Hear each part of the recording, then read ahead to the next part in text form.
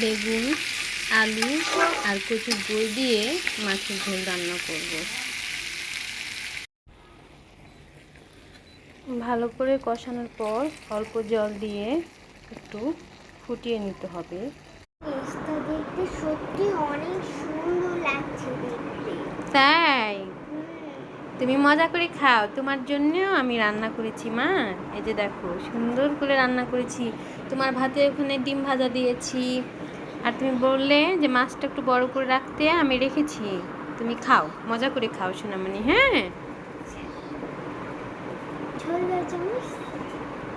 কি মা? ঝোল নাও চামচ। ও চামচ নিতে হবে।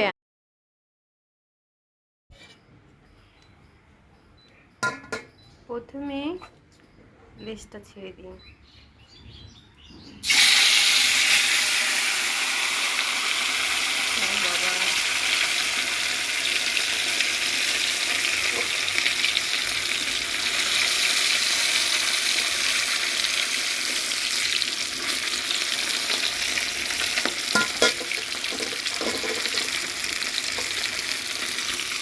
সাইডে তেল আছে,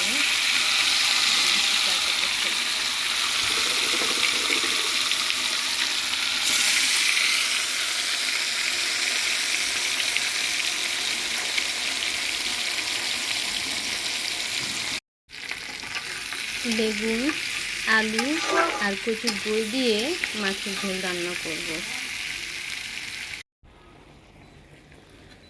ভালো করে কষানোর পর অল্প জল দিয়ে একটু ফুটিয়ে নিতে হবে।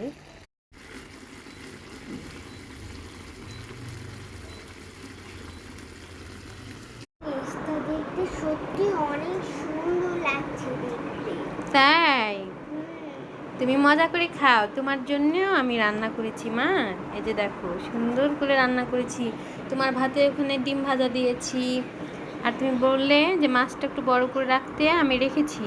তুমি খাও, মজা করে খাও সোনামণি। হ্যাঁ, ঝোল দাও চামচ। কি মা? ঝোল নাও চামচ। ও চামচ নিতে হবে।